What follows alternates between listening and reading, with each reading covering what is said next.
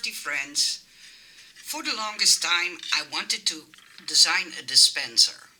And as you know, in my videos, I like to always be open and tell you the whole story about how I came to this design.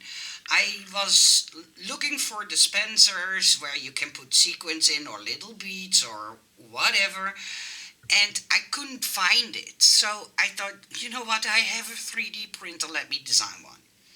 So my first model, and it had no stand. I just wanted to test the compartment. It was this guy. It was my first test. It needed some tweaks. I did that, and I will show you in a second. But it dispenses like this. So there is a little lever. No, I don't think a slide. Okay, so then I had to fix the problem from having no window, because printing a 3D window is, well, let's say the least, a bit of a challenge. So I came up with the idea to put a little slit in the top. I don't know if you can see that, but there is a little slit in the top, and I just cut some little packing acetate.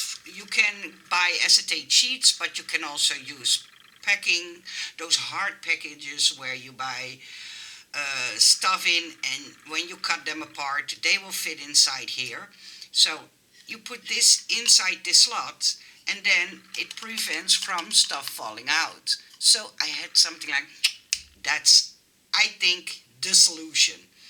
So then I made a lid, and I wanted to have a stand, but then I came to the point that I didn't make this part, how do you say that? High enough?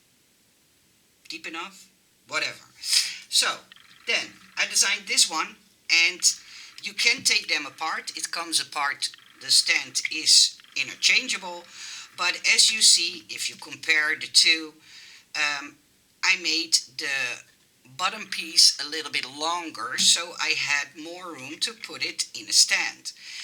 And I was almost happy with the design, except for one thing. I thought this part where you put a little tray inside, is too small. And don't worry, I will design a tray for it, just a cute tray, and I will add that to the 3D print file. I just could not resist showing you what I made and putting it in my Etsy shop and so on. So yeah, you will see it in the pictures when you go to my Etsy shop that I have added a little bin for it. But I wanted to show you how it dispenses. So you pull on the lever, and it dispenses the sequins. And I made it so it doesn't spill all of them out in once. So it goes in tiny, how do you say that? Tiny parts, no,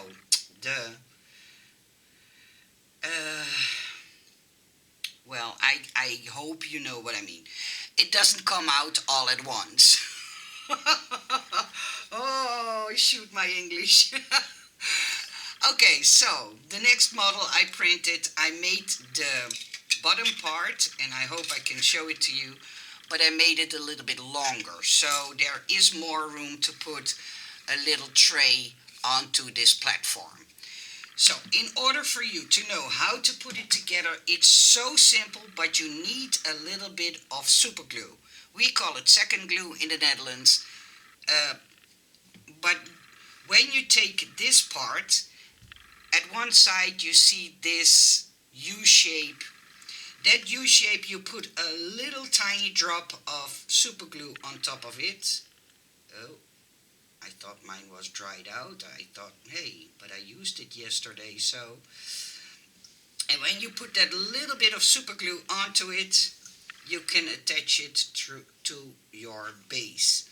And yes, it takes a few seconds to dry. That's always with super glue. But after you did that, that's all you have to glue. And the reason why I made that a separate compartment is it makes it way more complicated to not do it with printing than do it like this. This way you only need one support tree. That's all. If I would have made this stuck to the bottom or to the base piece all in one, then your printing time goes way up, and it's way more complicated for the printer to get that slit perfectly right. So after you put on the glue, there is nothing left than put in the little bit of acetate. I will tell you in a second the size. And put on the lid and wait until it's dry. Don't ask me why I say this like this, but I glued mine shut the first one. And then you can put your lever in and put it in the stand like it is. And it fits snug. So please know that it doesn't tip out of the, how do you say that? Out of the stand, as you see. It fits snug. And I always like those snug fits because else I hate when it's wobbly. And so yeah, and then you can fill it up. Okay, the measurements, and let me first show you the other ones that I made, because I also printed one in blue and in yellow. So you can print them in any color you like, but I thought this was so cute on top of your desk. If you want, you can decide to glue these bottom parts together. I won't do that, but if you want, you can, and then it makes one big,